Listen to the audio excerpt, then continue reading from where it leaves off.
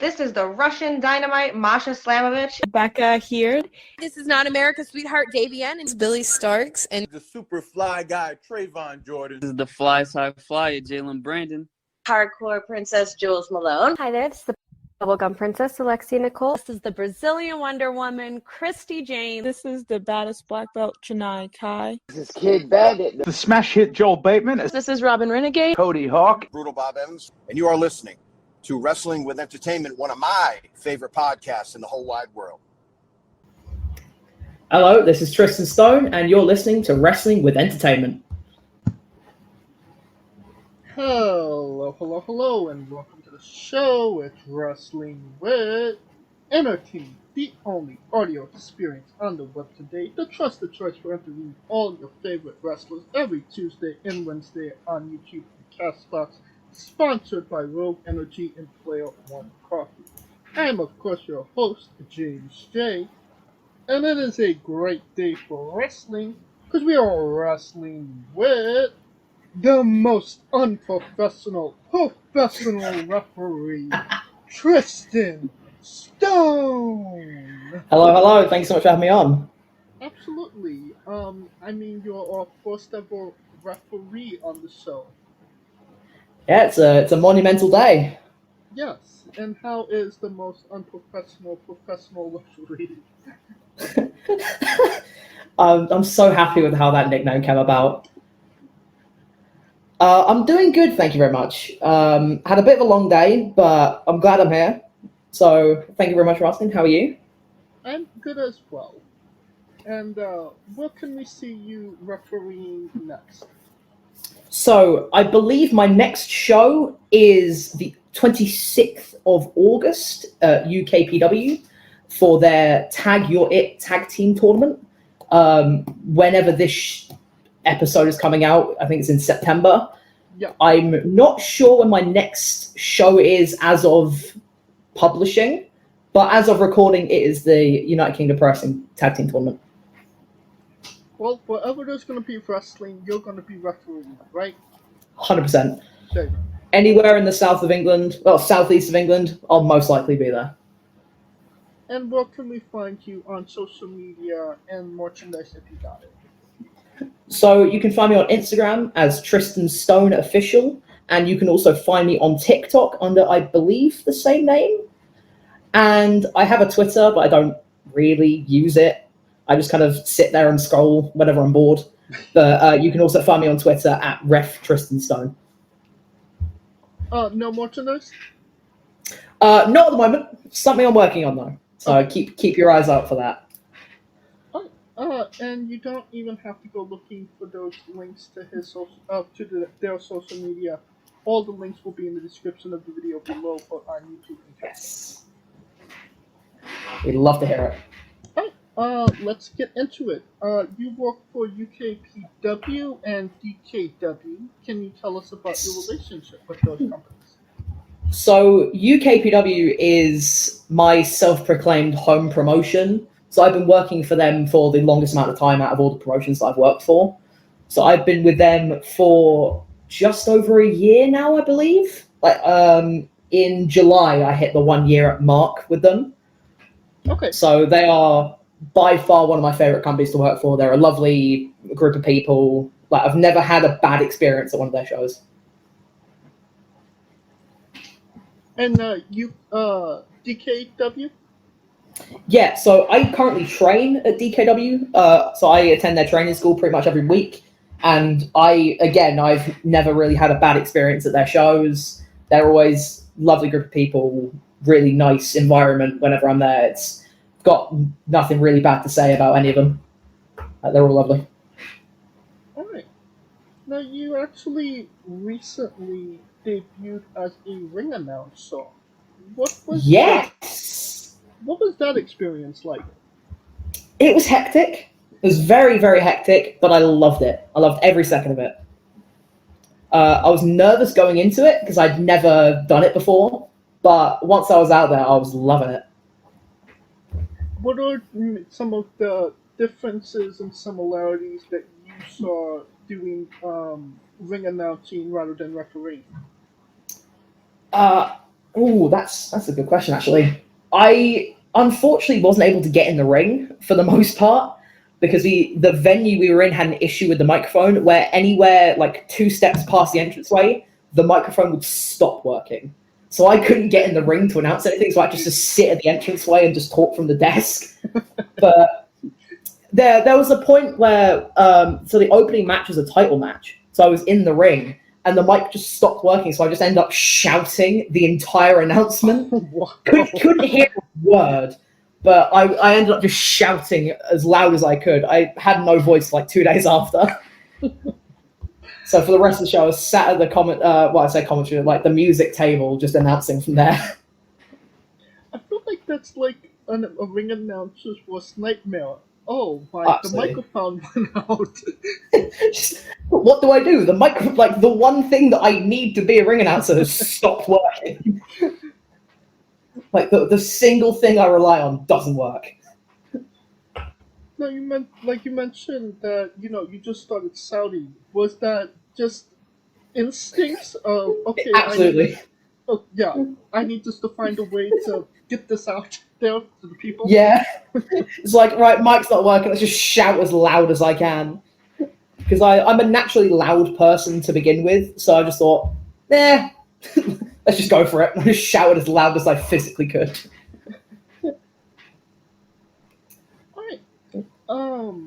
Now, you are the first non-binary referee in UKPW.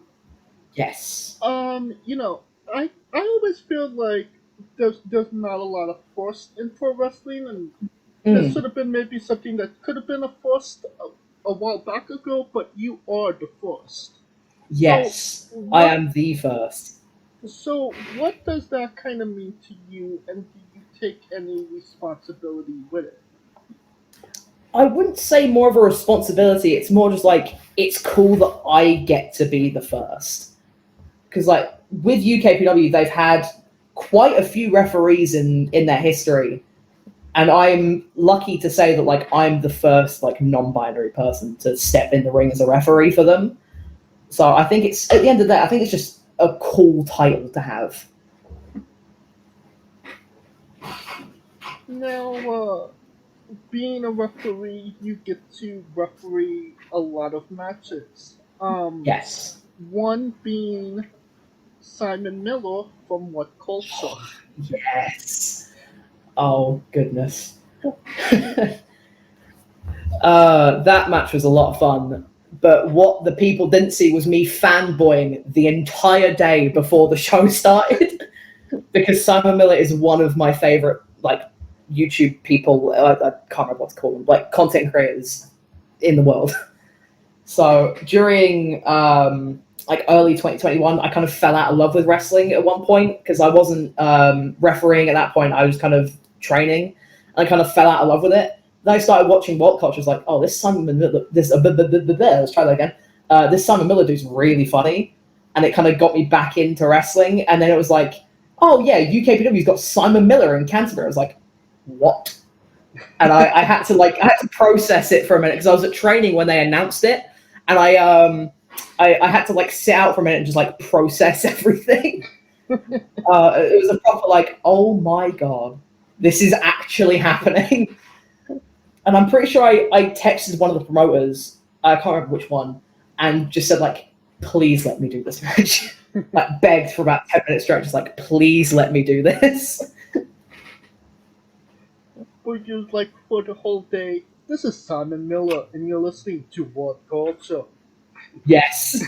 I was like, oh my god, it's Simon Miller. It's like, Simon Miller's 5 feet away from me, oh my god.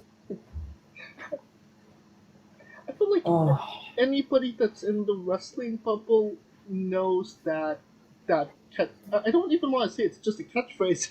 It's just that sentence. It's just Simon Miller in general, like the head slapping, the why, here's why. Like it's iconic. Oh yeah. Oh, it's so good. From a great experience to an interesting experience. Can you tell us about refereeing for Lana Austin? Oh, I'm surprised you even knew about that. I don't think I ever released anything about that. That's incredible. That was a fun match. Lana Austin and Rob Drake were really nice to work with. Unfortunately, Rob Drake shoved me over after the match, which kind of hurt. Like, he wasn't very happy with the outcome of the match and ended up taking out on me. It wasn't really nice. He kind of got in my face and shoved me over. It wasn't really took me off guard. Like, but other than that, I really enjoyed my time working with them. Like, they're really talented, and it was just like, oh my goodness, this is happening. Like, I believe Lana was the Progress Women's Champion at the time. I'm not sure if she still is. I don't watch a lot of Progress, but it was a really nice experience to like meet someone of that like high caliber.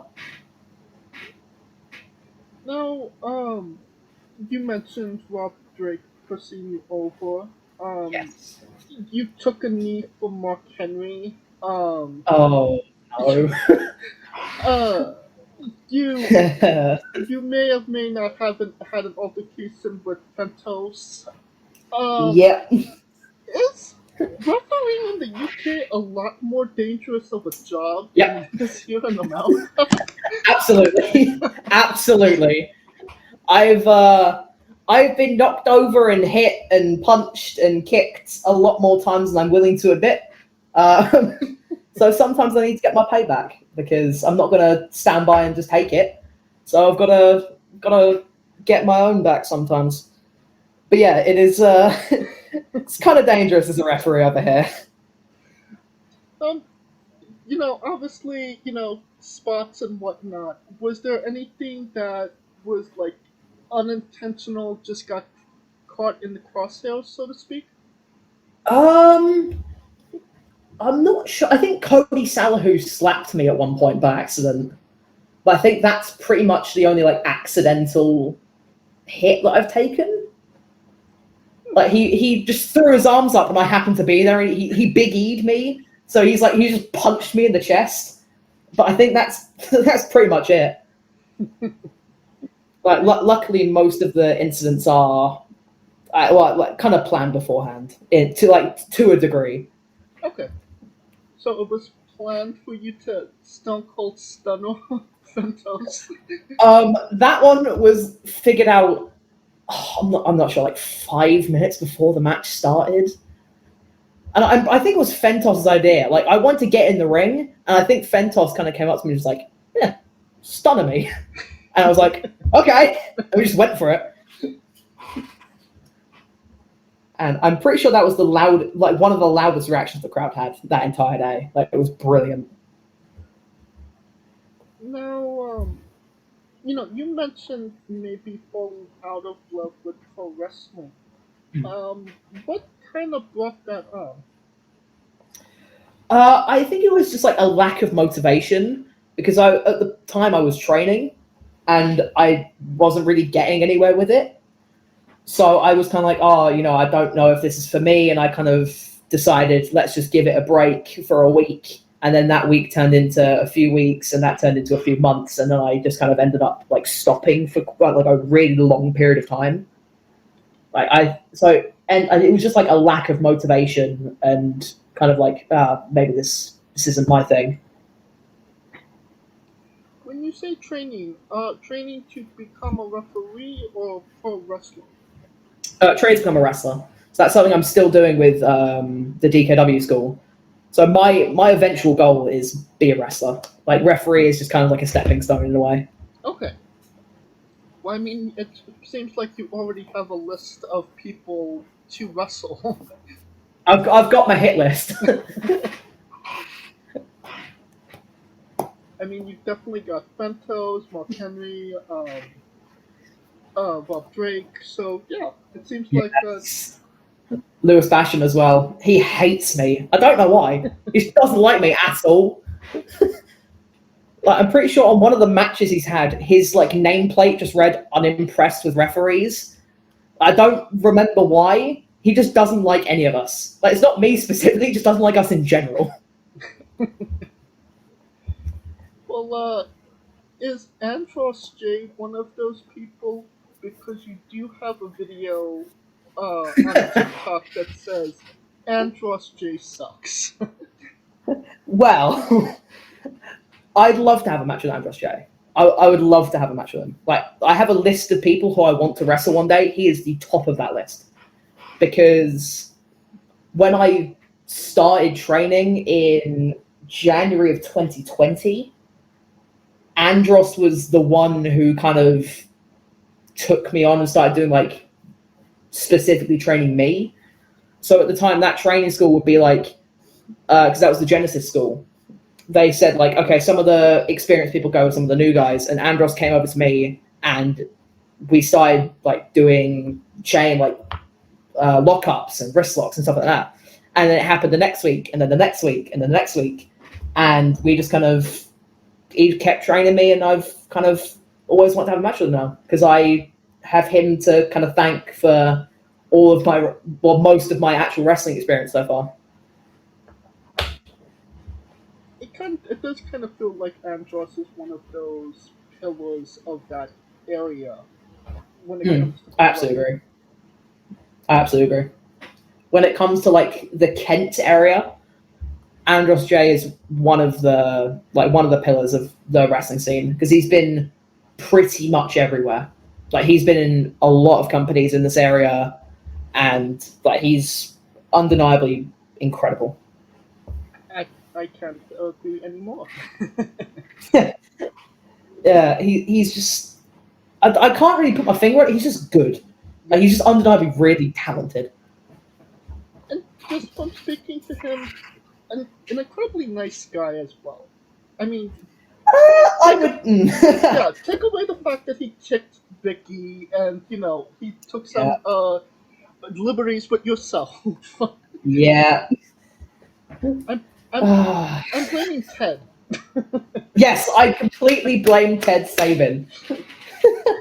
Ted, if you're listening to this, you're the problem. Yeah, mentioning Vicky, I think she's also one of the pillars of this area. I think herself and Andros are, in especially the Kent area, are some of the best. Absolutely. Now, you know, being the third person in the ring, it is kind of like you're orchestrating things to a degree. Yeah. You know, communicating to the wrestlers, communicating to the back, communicating all around. Was there any audibles that you had to make on the fly in the ring? That's actually a really good question. I've got to think about that for a second. I think the only real audible that wasn't completely on, like, me calling it was a DKW show recently. The main event was a tag titles match. It was Harry McDonald and Ryan Curran versus Demon Death Squad. Yep. And, like, 2 minutes in, Harry McDonald's, I think he had I can't remember what the technical term for it is, but his knee dislocated. So I think it was me, Damien, and Xander kind of called, because Life Changers has already come out at that point. I don't know if this match has been released yet, but Life Changers came out, and Damien has come up to me and said, just tell him to roll me up. And they've rolled him up, and 1, 2, 3, the new tag champions. It was a bit of a downer to the end of the show, because it was, like, the big main event, and, like, 2 minutes in, it's, like, all crumbled. But I think that's the only real audible that I've had to call. I don't remember any others, other than, like, having an earpiece in and then telling me to, like, tell them to do things like, oh, slap him again, or chop him harder, or something like that. That's all I can really remember. Okay. But ironically enough, when we had Harry on a couple weeks ago, we actually talked about that match. So I didn't know that you were actually the referee in it.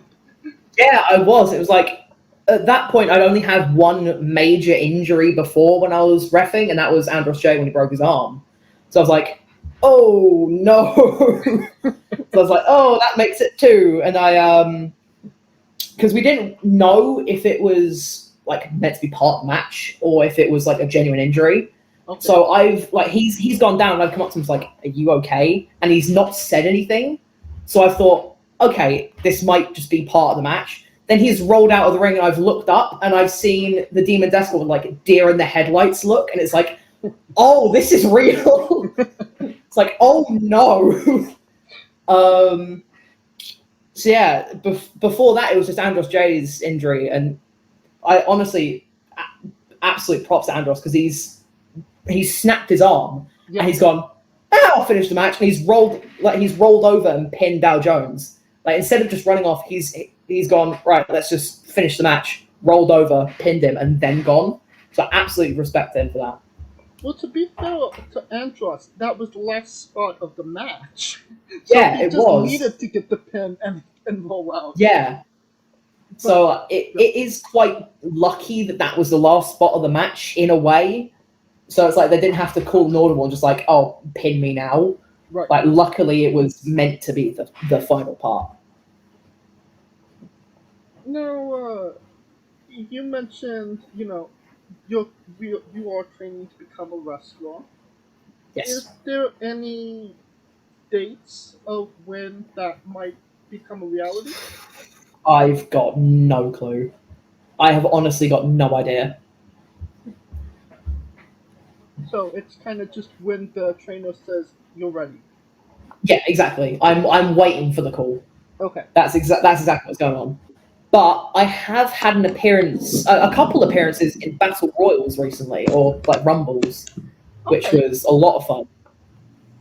I mean, that's usually how trainees start in front of crowds, is the Battle Royal. So what was that experience like? Oh, it was a lot of fun. So the first one I did was technically as an actual wrestler, like I was in gear, and we've come out. It was for UKPW at their Chatham Dockside, like the gaming festival show they did last month and the month before. And it was on the second day, and I've gone, oh, wouldn't it be funny if I got in the Battle Royal to one of the promoters? And he's gone, go on then. And he's put me in the Battle Royal, and it's like, oh, I was joking, but I'm like, okay, I'll take it. So I've got in the Rumble, and I was in there for like 5 minutes, got chucked out, and then chased to the back by a guy called Big Bully Briggs, he's a big lad. He's a big lad compared to me. So he's sprinting after me, and I'm using all of my energy to run away from this man. Like at one point, there was a kid who ran past and said, "Help me!" And he just looked at me and laughed as I ran past, getting chased by this massive dude. I was like, "Oh, okay, yeah." And I got back, and I just like flopped onto the floor and just laid there for a minute because I was out of breath. Being being in the ring as a wrestler at that point, did it feel natural, or was it like, wait a minute, I'm not supposed to get hit? It felt quite natural. Okay. To be honest, like I didn't really have a fear, like any sort of like imposter syndrome. Like I'm not meant to be here. I was kind of like, okay, we're doing this now. Like this is actually happening. Alright. And when you do debut as a pro wrestler, Tristan Stone? Yes. Okay. I hope so, at least. I hope so. Unless the promoter turns around to me and says, nah. So that's the plan. Okay. Now, going back to refereeing, can you tell us about the Hawaiian shorts? Was that from one of the UKPW shows, the outside one? I believe so, yes. Oh, yeah. So I was talking with one of the promoters before the show, like a couple weeks before, and we ended up talking about Aubrey Edwards, one of the AEW referees. Yeah. And we mentioned how she did the Chris Jericho cruise in a pair of swim shorts. I was like, oh, I'd love to do that for this upcoming show at the Dockside. I was like, yeah, I don't see why not. I was like, oh, hell yeah. And as soon as I finished that conversation, we went and bought that pair of swim shorts that you saw. And I turned up at the show, and he proper belly laughed when he saw them. But yeah, that's how it came about. It was just me joking with the promoter, and it ended up being like, oh, I can actually do this. Now, there are a lot of referees with gimmicks. Obviously, Yes. the main one being Red Shoes Uno. Absolutely. Hawaiian sorts Tristan? Yes, that is my new thing. Every outdoor show that I get, I'm going to, like, especially in the summertime because it's so hot. Like, I will most likely be in shorts anyway, so I'm gonna start bringing the Hawaiian shorts to shows. Well, hey, why not stop at the outdoor shows? Do the indoor ones as well. I'll try and persuade promoters, but I want to try and be at least a little bit professional. Like that's pushing it a little bit. But I can get away with having bright pink hair, but I think also having Hawaiian shorts would be a bit of a no. Fair enough.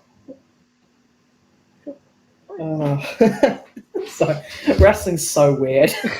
Wrestling is the weirdest job anyone could ever have, and I love it. I think Edge described it as big kids playing superhero in their underwear. That's the perfect way to describe it. Yes. I mean, I've always described it as it's just it's a violent pantomime. It's like violent theatre. Oh yeah.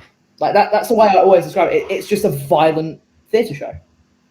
Like it's big characters and all these weird costumes, and it's like storytelling and fighting, and I don't know why, but it is the greatest thing this world has ever produced. Like it's the best thing ever. And everybody has their different ideologies of how wrestling is or how it should work. And it's not necessarily, and none of them are necessarily wrong. It's just how you view the business, honestly. Yeah. So, like, I've seen a lot of people where it's like, no, you have to be like really professional and really like they don't really have any room for fun. In a way, like they're very strict on no, we're doing wrestling. There's no like I can't remember which promotion this was, but I've heard a speech somewhere where it's like, no, this is real. This is a real sport. We've got to be professional. And there's other promotions where it's like, now just go out there and have fun. And I think that's how wrestling should be. It's like you just go out there and have fun. Because at the end of the day, they're putting their bodies on the line for entertainment. So I think they should just go out there and just enjoy themselves. With that being said, can you tell us about being the most unprofessional professional referee? I love how this nickname came about. So I was backstage with Dow Jones at a UKPW show, and I was saying like, I'm really unprofessional for a referee. And he's gone, yeah, you're the most unprofessional professional referee. And I've gone, I'm using that. And I put it in my Instagram, and it's my thing now. And it's kind of stuck ever since. I mean, I popped for it. So that makes one person who's popped for it. It's a one and only.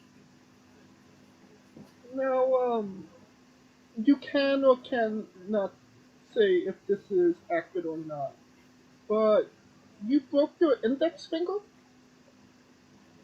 I don't recall breaking my finger. I don't remember. I might have done. I just don't remember. Well, this is just a thing that an observation. Like when you're doing the pointing pictures with the people on your Instagram, your finger I know what you mean. Bent. Yeah, so I've never broken it. It's just I'm blessed with having double jointed fingers. So my fingers just bend like that naturally. I can't stop them. But yeah, they do look really weird in photos. Like I'm currently looking at the one with Will Ospreay, and it's like, oh my god, it looks like I've broken my finger. I mean, it looks like Undertaker finger, honestly. Yes, that's exactly what it looks like. But yeah, it's just a natural thing that my hands do. and it's creeped a lot of people out. Like they've seen the photos, like, what have you done to your hand? It's like nothing. I'm just existing. Like, that's just how I am. But I have had quite a few people ask me about it. It's like, no, it's just how my hands are. Interesting. Alright. Well, I think that brings us to our next segment. Tristan Stone's Bizarre Adventure. You're in the world, and weird, crazy, and bizarre things are about to happen. Can you tell us a road story that fits that description? Oh, I've got to think, because I've had some weird interactions. I've got to think, because I haven't, I didn't prepare myself for this question. I should have prepared for this. I think driving up to Stoke-on-Trent, which was like a 4-hour drive, with Andros, Vicky, and an MC called Danny James, who does the DKW. He's their head ring announcer. Well, he's their like usual ring announcer. And just driving with them and just hearing all the weird stuff. Like I think at one point me and Vicky Two Thumbs were playing Mario Kart while singing along to John Cena's entrance theme. Which one? Like the best one. One that pops every single crowd. Yeah, like we were playing Mario Kart on a Nintendo Switch in the back of this Fiat Panda with these like we barely fit. Like I'm like 6'2", and I was stuck in the back. I barely fit. Like my knees were to my chest. Playing Mario Kart, listening to John Cena, and then Danny James sing along to like I Prevail songs. It felt like a fever dream. It felt like a fever dream the entire time. Well, I believe you had another ride along with Igmatic, Vicky, Eden, and Andros. And I believe your mom and aunt was driving? Yes. So whenever we go to shows, it's always my mum and it's our housemate. So it's my mum's like lifelong friend that we live with. Okay. And they come to literally every show. Like they are there without failure. And Eden may have had a few too many Red Bulls, and you was in the back of the car with him? Yeah, I think I remember this one. I got stuck in the back of the car with Eden. He was hyper. I just wanted to sleep. And it was just a weird experience all around. Because Eden's just a hyper person in general. Like he's just very energetic for no apparent reason. So it's just an interesting experience being stuck in the back seats of a car with him. Okay. Now, can Tristan Stone tell us about the Tristan Stone landmark? The what, sorry? The Tristan Stone landmark in UK. The Tristan Stone landmark? Yeah. I don't think I have no idea. Yeah. I may know, I just can't remember. Apparently there's some type of landmark in the UK called the Tristan Stone. Let me have a look at this. I've never heard of this before. Let me do my research quickly. Are you saying that I may have gone too deep on my research? I think you've gone... Oh my god! I've never heard of that before. I've never seen this before in my life. That is a massive coincidence. That's really cool. I mean, I've never heard of that before. That is very interesting because I kind of thought I thought like there may have been some inspiration or No. So do you want to know how my name came about? Yeah. It's a very interesting story. Absolutely. So I'd already decided that I want to use the last name Stone. I decided that years ago, but I couldn't think of a first name. So I went to a random name generator and I generated 10 names and I just let my mother pick for me. And she picked Tristan and here I am. That's how my name came about. It's not like the usual story. It's just, yeah, my mum picked it for me. I mean, okay. I mean, that works. Yeah, I mean, I like the name. It was my favorite on the list. It was either that or Kai. I think those are the final two. Kai Stone. Yeah, I don't think it works as well as Tristan Stone. Yeah, maybe not. But it could be put a pin in it for now. Absolutely. That's If I ever need an alter ego, when you turn heel. yes. If I turn heel, then I would be Kai Stone. I mean, you said yes really quickly, meaning it makes me feel like you want to turn heel. No comment. No comment. Honestly, it seems like it's a lot of fun being a heel because you just get away with being away with being a really horrible person. Oh yeah. You just get away with being really nasty, and not like I'm not naturally very nasty. It's just like it seems like a lot of fun. Oh yeah. Like it's a lot of fun just shouting at everyone you get the chance to. So maybe somewhere down the line when I've had enough of people, but for now I'm gonna stick to being a good person. Now, being a referee, I have to ask about this. Zebra stripes or the button up with the tie? Oh, zebra stripes all day, every day. I personally think the button up with the bow tie should stay in the past. Like that's a pinnacle of like the 70s and the 80s. I think it should be synonymous with just the 70s and 80s. I think nowadays it should be either stripes or maybe like a nice custom made shirt. Like I know ICW in Scotland have really nice like customized ref shirts. So I think for now stick with black and white stripes. Okay. Have you had the button up with the bow tie? Have you ever worn that as a referee? Luckily not. I luckily have not. I have avoided it at every chance that I have. Okay. Because I also feel like I just couldn't pull it off. Like I would just look really weird in it. So I'd like to stick with my black and white stripes that I know I can slightly pull off. Okay. Now, going back to the name Tristan Stone, I'm not actually sure if you do spell it this way, but you have double dots on top of the I and a circle above the A, Oh yeah. the dash on top of the end, and something on top of the E. This is what Scuba comes in. He knows these things. I just thought it looked cool. Like I was looking at my Instagram, I was like, man, this looks really boring. Let me change the name. I just made it look as cool as I physically could, and that's kind of just how it came about. Like it was just me really bored after a show, just like I want this to look cool. Let's just make it look really weird, and I couldn't really be bothered to change it after that.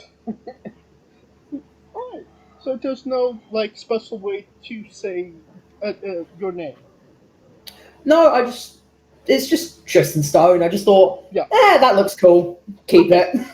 I get that. I think that's just going to be on like Instagram. I think that's going to stay there. Right. Now, can you tell us about your love of Red Dead Redemption 2? Yes! Red Dead Redemption 2 is my favorite game of all time. I picked it up in 2019, I think, like late 2019, early 2020, and I fell in love. Like I've always been a fan of like Western cowboy stuff. Like it's always fascinated me. So I picked up the game and was like, oh my god, this is so cool.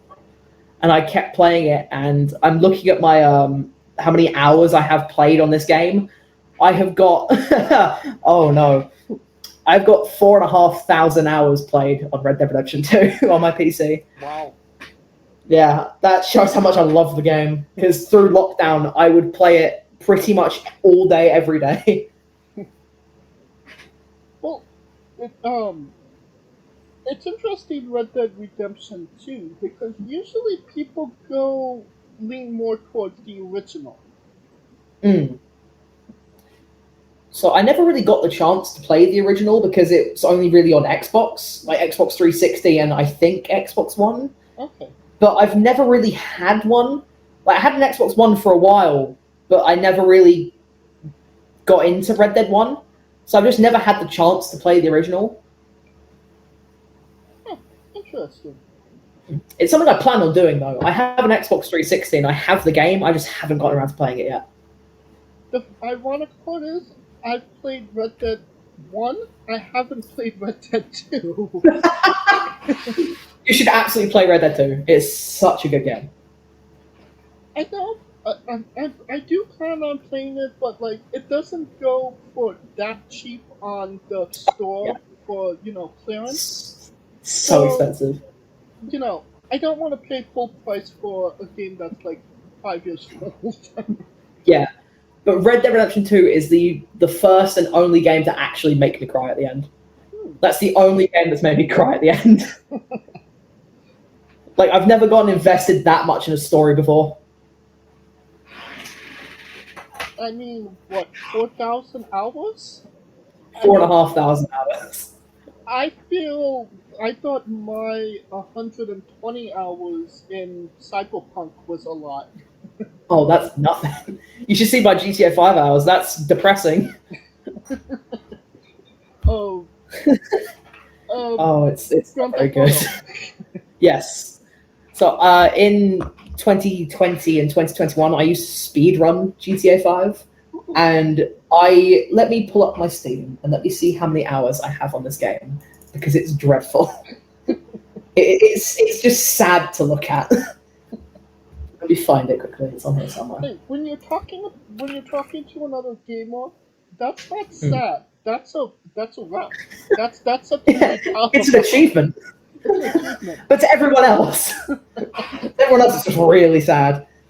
So I've currently on Grand Theft Auto 5. I've got 7,200 hours. Wow. Yeah. The lockdown was fun. Now, have you played all the Grand Theft Autos or just 5? So I played 4 and 5. I plan on getting the remastered versions of, I believe is it 3 and 4 that they've done, and Vice City? I remember there was controversy with, I think it was 3, because the person that you played as was just a horrible human being. And Brilliant. they kind of fixed it in part 4. Okay. I could be wrong about that. Yeah, I want to get the remastered versions of the games, but they're just so expensive. Like, they released over a year ago, I think, and they're still like £60 for all 3. Which, to be fair, package deal, it's not bad, but you can't buy them individually, which is the annoying part, that you can't buy just one. So you have to buy all 3. It's like, maybe next time. Yeah, I get that. So I really want to play San Andreas, but you can't get the original version on PC, at least not that I'm aware of. And I have to buy all 3, so it's like, it's just not worth it at the moment. No, I get that. And then if that one came after part 1, 2, and 3, then you have to play part 1, 2, and 3 first in order to get to that. I mean, that's how I would do it, because, ADD. Yeah. It's just a shame they don't sell them separately. Because if they sold them separately, I'd absolutely be playing the remastered San Andreas. Because I've heard it's incredible, and I've just never had the chance to play it. So you're playing more exclusively on PC? Yeah. How's that, like, compared to, an actual console? It's a lot better, in my opinion, because I've always used keyboards, and I've never really got the hang of controllers. But it's all muscle memory that I used to have back in the day. Like, I used to play games on my dad's Xbox 360 all the time, and I used to have, like, incredible muscle memory for controllers. And I started playing with keyboards, I've completely lost all my muscle memory. I can't remember how to use them at all. Interesting. Alright, now the next question, you can say pass if you'd like to. Okay. can you tell us about being over 1,000 days sober? That's an interesting one. So lockdown was just a bit of. Am I allowed to? What words am I not allowed to say on here? Because I'm gonna say say whatever the fuck you want. Okay, fuck yeah. Lockdown was so shit. Lockdown was horrible. Because I was like just getting into training, and it's like, oh, I can't do it anymore. I'm like, oh shit, and it kind of like put me in like a really dark place, and I did some really stupid things, but I'm happily over 1,000 days now, sober, and I'm really happy about it. You started training and then COVID hit, right? Yeah. So I started training. Oh, sorry. Oh no, continue. I cut you off. That's sorry. So I started training in January of 2020, and obviously everything shut down in like March. So I got like 2 months in, and it was like, oh no. Yeah. Like everything shut down right as I was getting momentum. Like I was learning a lot. I was like, oh, everything's shut down now. I can't do anything. So it was like, oh no. And then it kind of just put me into a place of like, oh, what do I do now? Yeah, I could imagine that definitely sucks. Yeah. Right. Now let's say that they're making a movie about you. Every movie has a soundtrack. What would be the first 3 songs on the Tristan Stone movie soundtrack up to this point? Oh, now that is an incredible question. I'm gonna get my playlist up right now, and I'm gonna find my 3 songs, because I have 3 songs that I listen to on repeat. Pull up that Spotify. Absolutely. So first song would have to be "Call Me What You Like" by Lovejoy. Okay. I don't know why, but that song just really hits the spot in my brain. It's like just yes, like 10 out of 10. Love that song with all my heart. Second song would have to be. I'm torn between a couple now, because the thing is, I have just normal songs, but also I'm a massive mark. Like in wrestling, I'm honestly one of the biggest marks in the UK. So I have like just entrance themes, like indie entrance themes. So like I just listen to those on repeat, because it's just like I don't know why, it just makes me think of like being at a show, just like, oh yes, this life is good. So second song would have to be "Voices" by Motionless in White. Okay. Like that song just yes. Unfortunately, it's Ted Saban's entrance music, so he's a bit of a dick. But incredible song. But he bullies me about the same as Andros Jay. Don't like the person, love the song. Exactly. Hate the person, love the song. And then I think the third song would have to be "Runaway Baby" by Bruno Mars. Okay. Like that song's that I've always loved that song, even when I was like really young. Like whenever that song would come on, I'd love it. Like I think there was a time where I was at school and it came on, and I just stopped working. I think I started dancing at one point. I was quite young at the time. I was like, yeah, like I'm just gonna dance to this for a bit. Like I loved that song growing up, and I still do. You got a solid 3 picks there. Do you lock it in? I'm gonna lock it in. Okay. Now that we got the soundtrack out of the way, you make the soundtrack first, then you write the script, and then you go to casting. Yes. Who plays Tristan, and you can't say yourself because you are obligated to make a Stan Lee as a cameo. Stan Lee. Oh, I'd love to do a Stan Lee cameo at some point. I think that's on my bucket list, like do a proper Stan Lee cameo. I've got to think about who would play me. I've got to really think about it. I've got 2 options. I've got to decide in my head real quick.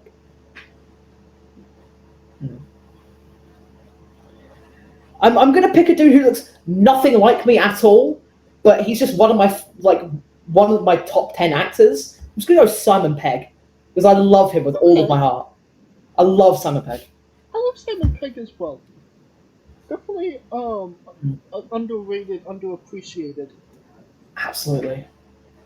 Him or Nick Frost. Like, those two are one of the most underrated duos ever. Okay, well, I mean, if you're gonna have Simon Pegg in there, then Nick has to be somewhere in there. Exactly. If you have one, you have to have the other. Yes. You can't have just one. That being said, who would be three people in your movie, and who would play them?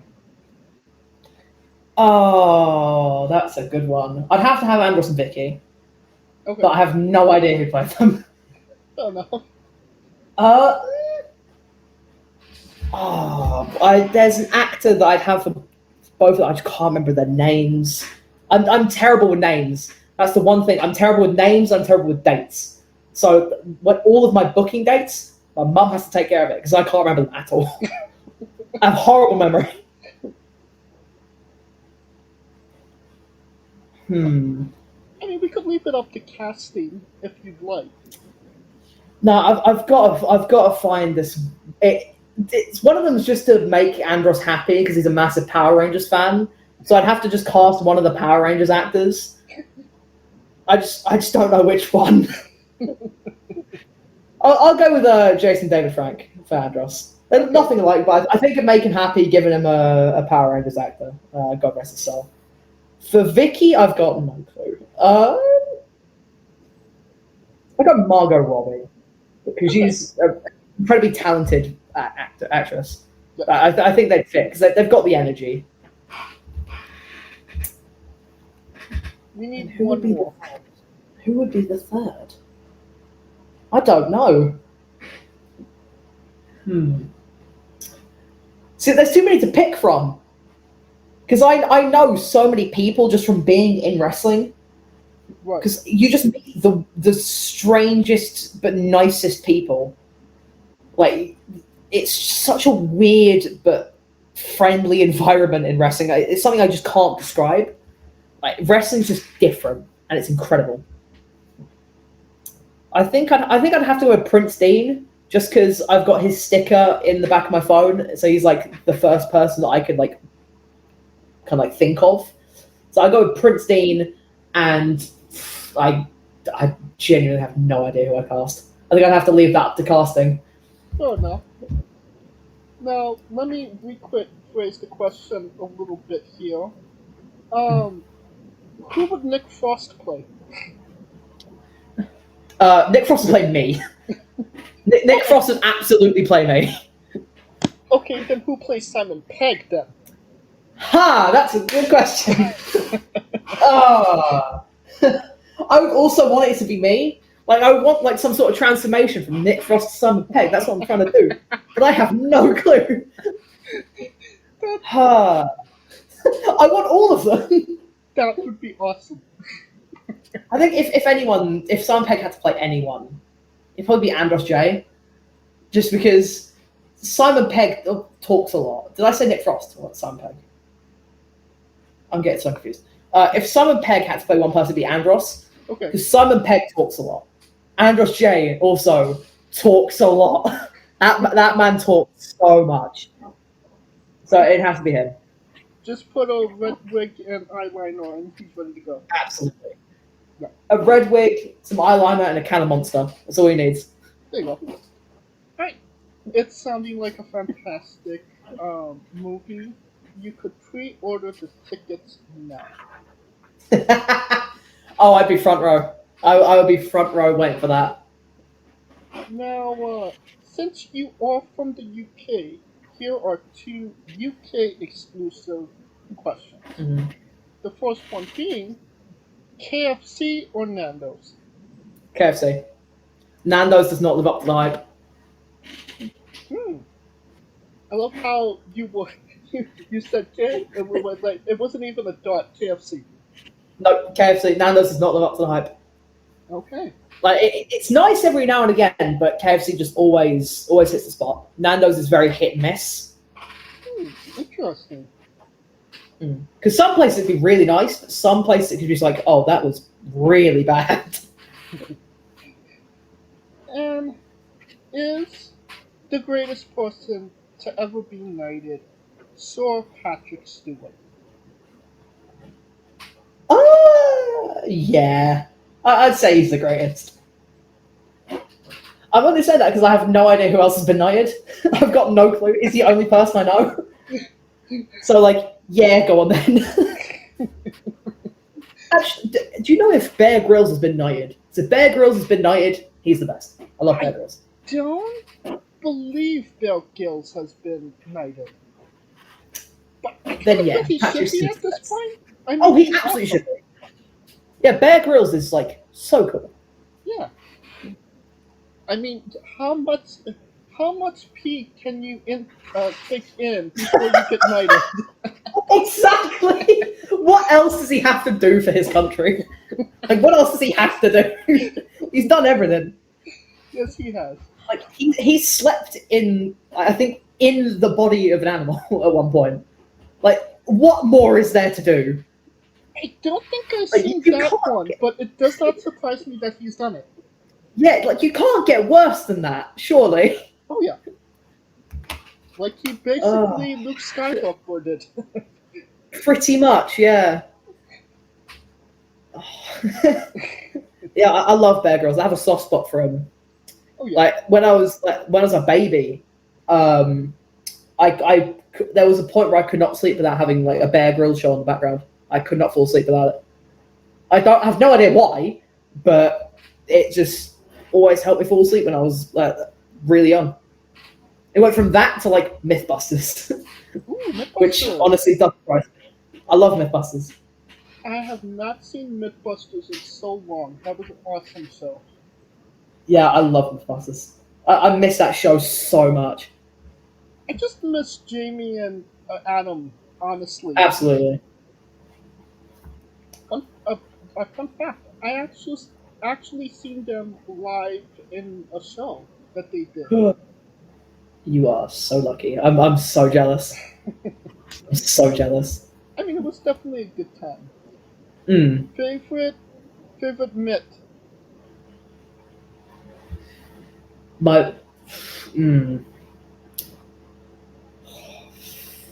Got no idea. Got no clue. I mean, the time when they blew up the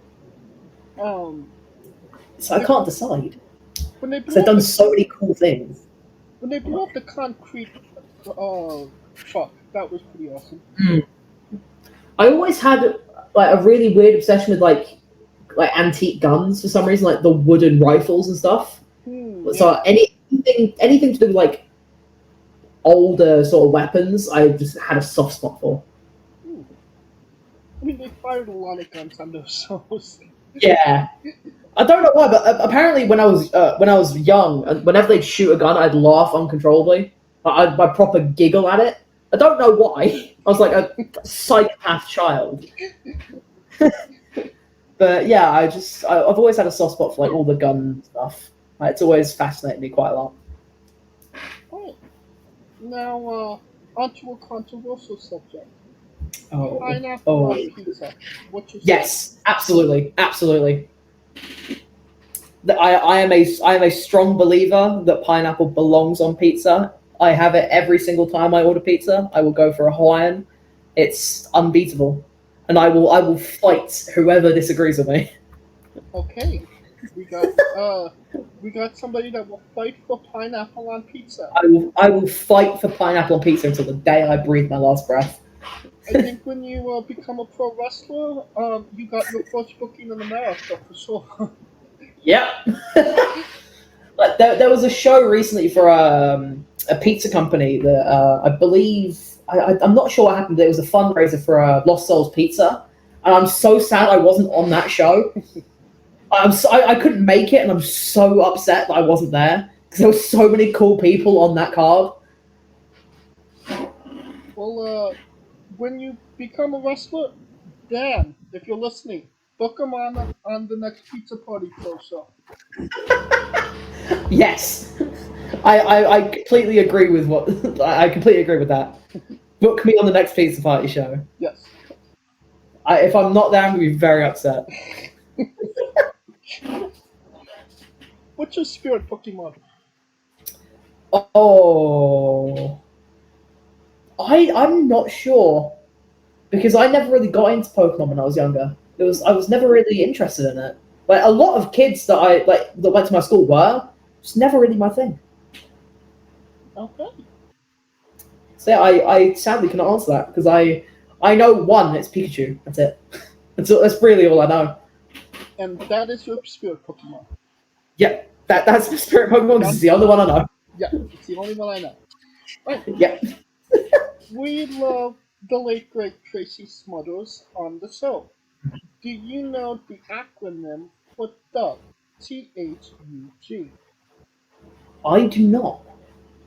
T is for terrible, H Mhm. is for hell, U is for ugly, and G is for jail. Cause a thug can't spell.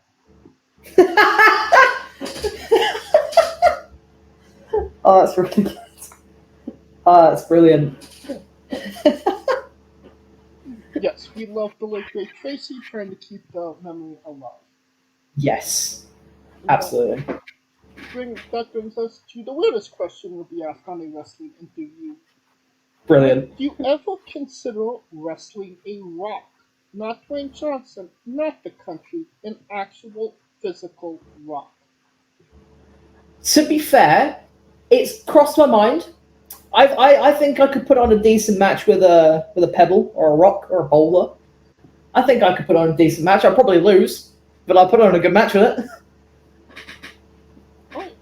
Well, just for context, there is this wrestler named Psycho Mike that wrestled in actual rock for over 15 minutes in a Tungsten Man match. That's an That is Iron Man incredible. match that lasts for 2 weeks. Jesus. Yes.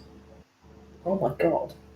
And when you say you lose to The Rock, that would be accurate for Mike because he did not win the match. Of course. Yeah. That's incredible. I've seen in I think it's Japan, they have a wrestler who's like it's just like a crash dummy. It's just like a stuffed dummy. Yes. And it's like I love the commitment that these like incredible wrestlers. I think pretty sure Kenny Omega had a match with it at one point, and they're putting it over, and it's so cool to me like that these like really serious wrestlers are like having this fun and messing about. It just makes me happy. You know what? You know WrestleCon, right? Yeah, I believe so. Well, they did WrestleCon in Los Angeles this year, and there's 4 like days of it. On one Okay. of the days, that blow up doll came to do pictures. Yes. Oh, that's so good. Yeah. Like I love silly matches. Like I love wrestling so much, but I understand that like a lot of refs like are very professional, but I like doing really funny matches. I love comedy matches so much because like I appreciate the fact that wrestling's meant to be like quite serious. Right. But every once in a while, you've got to have a good laugh. Oh yeah. Like the funniest match, one of the funniest matches I've ever done is Sunshine Machine versus the Ring Rats at Purpose, and they did a spot that had me genuinely like in the corner holding back tears of laughter. Like it honestly nearly killed me. That is one of my favorite matches today because one, it was really funny, and also Sunshine Machine, 2 people I look up to massively. Alright. Well, now on to a serious note. Where do you see yourself in 5 years? Ooh, that's a good question. I'd say probably wrestling. Hopefully at that point I'll be wrestling semi-consistently. I have a feeling that I'll be kind of like switching back and forth between wrestling and then refereeing, because like refereeing was meant to be like a stepping stone to being a wrestler, but then I kept doing it and I was like, oh, actually I really like this. Like I'm really enjoying doing this. It's like, okay, I think I'm going to keep doing this alongside wrestling because I don't really want to give this up. This is so much fun. Hey.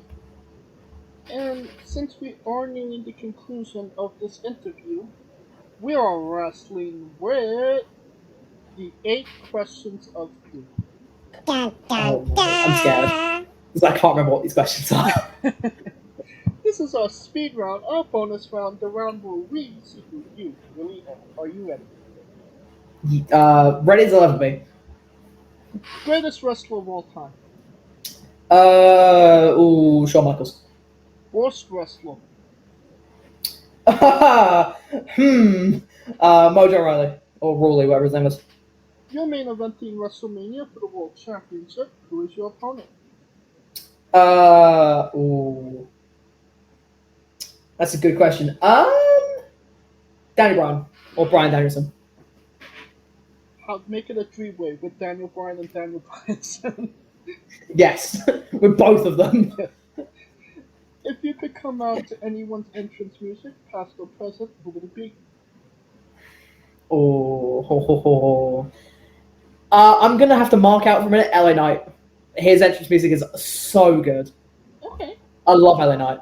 I should have picked him for my WrestleMania one. Completely forgot he existed for a minute.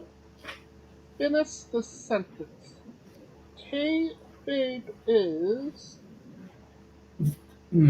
Everything. Kayfabe is everything. We would have also accepted taste great on toast. That sounds like a Vicky answer, honestly. That sounds like a Vicky Two Thumbs answer. Squash. Vegetable or fruit? Fruit. That is correct. It is technically a fruit. Yes. It's a that was a complete guess. New Japan wrestler Tai Chi. His ring gear gets smaller every year, revealing more of himself to the world. My question, what is the appropriate trunks to butt cheek ratio for ring gear? I personally, I think it should be a nice 50-50 split. I don't think we should go to accept. I think just 50-50, like as close as you're going to get, just like a nice 50-50 split. Okay. Playing it safe. And the last question, the main event, the thing everybody wants to know. Have you ever had a conversation with a stranger in a supermarket about Darby Allin? I haven't, but I've had a conversation with a stranger about CM Punk in a supermarket. I think that's as close as I'm ever going to get, but not about Darby Allin. I mean, yeah, CM Punk's a big store. Of course you'd have I think I was wearing a CM Punk t-shirt, so this random dude came up to me and was like, "Oh yeah, CM Punk, bro." We stood there for like 5 minutes talking about CM Punk.